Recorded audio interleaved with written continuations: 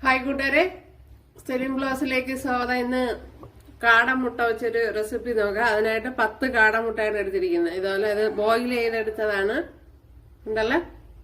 അപ്പോൾ ഇത് വെച്ചൊരു റെസിപ്പി നോക്കാം. അപ്പോഴിവിടെ ഒരു മീഡിയം സൈസ് സവാളയും മീഡിയം സൈസ് തക്കാളിപ്പഴവും എടുത്തിട്ടുണ്ട്. ഇതിനെ മിക്സിയുടെ ജാറിലോട്ടൊന്ന് ആക്കാം.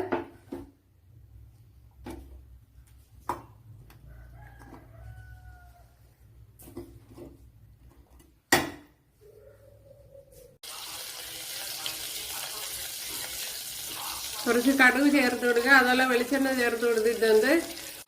ഇനി ഇതിലേക്ക് വറ്റൽമുളക് ചേർത്ത് കൊടുക്കുക.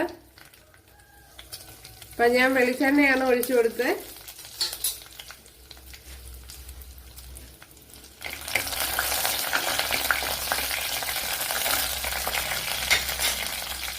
ഒരു 7 അല്ലി വെളുത്തുള്ളി, 1 പച്ചമുളക്, അതുപോലെ ചെറിയൊരു പീസ് ഇഞ്ചി ഇത്രയും ചേർത്ത് കൊടുക്കുക.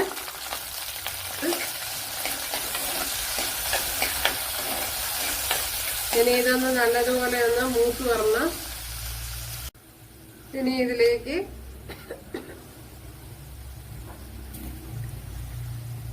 ഒരു ടീസ്പൂൺ മുളക് പൊടി,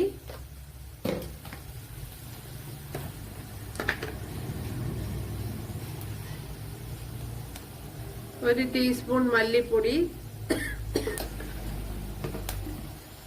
എല്ലാം ടീസ്പൂണാണ്. ഒരു 1/4 ടീസ്പൂൺ മഞ്ഞൾ പൊടി,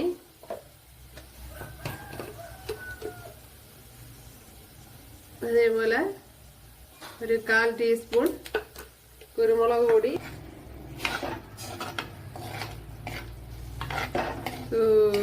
അടിപൊളി എന്താ മസാലയിൽ കുളിച്ച കാടമുട്ടക്കറി.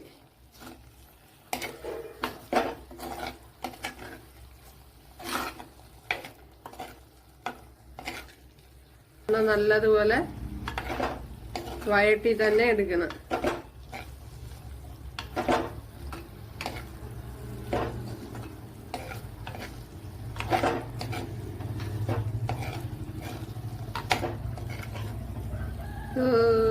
കണ്ടല്ലേ, അടിപൊളി